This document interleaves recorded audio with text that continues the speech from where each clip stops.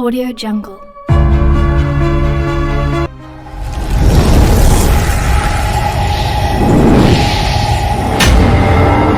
Kami ingin mengajukan pertanyaan yang sangat penting kepada Anda. Apakah cara yang paling efektif dan efisien untuk mengendalikan dunia? Hanya dua kata, yaitu mind control atau pengendalian pikiran. Pada tahun 90-an di Amerika Serikat, ada seorang komedian ateis yang terkenal. Dia bernama George Carlin. Acara-acaranya muncul di berbagai stasiun televisi di sana, dan mendapat tanggapan yang cukup baik dari publik. Carlin pernah berkata, "Kalian mungkin menyadari bahwa aku tidak setuju dengan perang dan apa yang harus kita rasakan terhadap perang. Kita dipaksa dan diharuskan setuju dengan perang oleh pemerintah Amerika Serikat. Kalian tahu, aku punya pikiran lain. Aku memiliki hal gila yang selalu kulakukan, yaitu berpikir, dan aku bukanlah seorang warga negara Amerika yang baik karena aku lebih suka mengikuti pikiranku sendiri. Aku tidak begitu saja menuruti apa yang diperintahkan kepadaku. Tapi sayangnya, sebagian besar warga Amerika Serikat melakukannya. Itu tidak berlaku untukku. Aku memiliki aturan sendiri, yang selalu kuharapkan.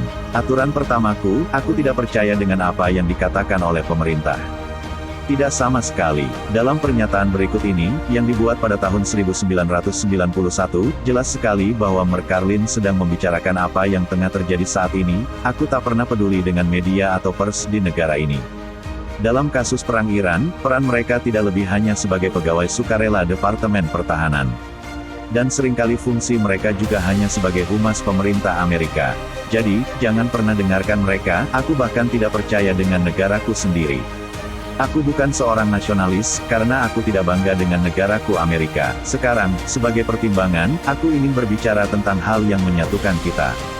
Hal yang lebih menitik beratkan kepada persamaan, bukan perbedaan kita. Yang selama ini dibicarakan oleh media dan para politisi hanyalah hal yang memisahkan kita, yang membuat kita berbeda satu sama lain.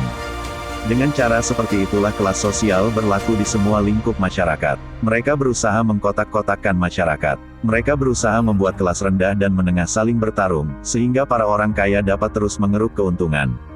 Mudah sekali bukan? Hal yang sama berlaku pula dalam pekerjaan. Kalian tahu, semua hal berbeda. Mereka akan membahas mengenai ras, agama, etnik, latar belakang negara, profesi, pendapatan, pendidikan, status sosial, jenis kelamin, dan semua hal yang bisa membuat sesama manusia saling berperang. Mereka mengambil keuntungan dari situasi tersebut. Kalian tahu bagaimana aku menjabarkan tatanan ekonomi dan kelas sosial di negara ini? 1. Kelas atas mengeruk semua uang, tanpa membayar pajak. 2. Kelas menengah membayar semua pajak dan melakukan semua pekerjaan. 3. Sedangkan orang miskin diposisikan sebagai ancaman untuk kelas menengah. Mereka selalu berusaha mengelabui kita. Para politisi berlindung di balik 3 hal: bendera, Injil, dan anak-anak. Tidak ada satu orang anak pun yang akan terabaikan. Benarkah bahwa tidak ada satu orang anak pun yang akan terabaikan? Belum lama ini mereka mengatakan akan membiarkan anak-anak berusaha sendiri. Berusaha sendiri, diabaikan. Sepertinya ada hal yang kontradiktif di sini. Tapi ada alasannya. Selalu ada alasan. Alasan untuk semua ini. Ada alasan mengapa pendidikan menyedihkan. Dengan alasan yang sama pula situasi ini tidak akan pernah bisa diperbaiki. Situasi tidak akan menjadi lebih baik. Jangan berharap. Terimalah apa yang telah kalian dapatkan. Karena pemilik negara ini tidak menginginkan perubahan. Aku membicarakan tentang pemilik yang sebenarnya, yaitu pengusaha besar dan kaya yang mengontrol segala hal, dan membuat semua keputusan penting. Lupakan para politisi. Mereka tidak bisa apa-apa. Para politisi hanya bisa mencekoki kalian dengan mimpi bahwa kalian memiliki kebebasan untuk memilih. Tapi kalian tidak memilikinya. Kalian tidak memiliki pilihan. Yang kalian miliki adalah pemilik. Mereka memiliki kalian. Mereka memiliki segalanya. Mereka menguasai semua bidang penting. Memiliki dan mengendalikan perusahaan-perusahaan besar. Sudah lama mereka membeli dan membayar anggota Senat serta Kongres. Hakim juga ada di bawah kendali mereka. Mereka memiliki semua perusahaan media besar, sehingga mereka bisa mengontrol semua berita dan informasi yang kalian dengar. Setiap tahun mereka menghabiskan dana miliaran dolar untuk melobi orang-orang penting demi mencapai tujuannya. Kita tahu apa yang mereka inginkan. Mereka selalu menginginkan lebih untuk diri mereka sendiri dan kurang untuk orang lain. Tapi ada hal yang tidak mereka inginkan. Mereka tidak ingin populasi masyarakat memiliki kemampuan untuk berpikir kritis. Mereka tidak suka dengan orang-orang berpendidikan, berpengetahuan luas, dan mampu berpikir kritis. Mereka sama sekali tidak tertarik. Mereka tidak butuh orang-orang yang seperti itu, karena bertentangan dengan kepentingan mereka. Itu benar. Kalian tahu, mereka tidak ingin orang-orang cerdas berkumpul dan membahas seberapa parah mereka terseret oleh sistem yang sudah dijalankan sejak 30 tahun sebelumnya. Mereka tidak ingin hal itu terjadi. Kalian tahu apa yang mereka inginkan? Mereka menginginkan pekerja yang patuh, yaitu orang-orang yang hanya memiliki kemampuan untuk menjalankan mesin, melakukan tugas keseharian, dan cukup bodoh untuk bisa menyadari bahwa selama ini mereka telah diperbudak karena rela bekerja dengan bayaran rendah, jam kerja yang panjang, tunjangan yang sedikit, lembur yang tidak pernah berakhir, dan uang pensiun yang lenyap pada saat kalian akan mengambilnya. Dan kini mereka juga mengincar uang jaminan sosial kalian. Mereka menginginkan uang pensiun kalian. Mereka ingin mengambilnya kembali agar bisa mereka berikan kepada rekan penjahat mereka di Wall Street. Dan kalian tahu, mereka akan mendapatkannya dari kita cepat atau lambat, karena merekalah pemilik negara ini. Semua ini adalah sebuah gangster besar, dan kita tidak dalam lingkaran itu. Dalam kesempatan lainnya, komedian itu juga berkata, bentuk pengendalian yang paling hebat adalah ketika kalian merasa bebas, padahal kalian sedang dimanipulasi dan didikte. Sedangkan salah satu bentuk kediktatoran adalah ketika kalian berada di sel penjara dan kalian bisa melihat jerujinya, tapi kalian tidak bisa menyentuhnya.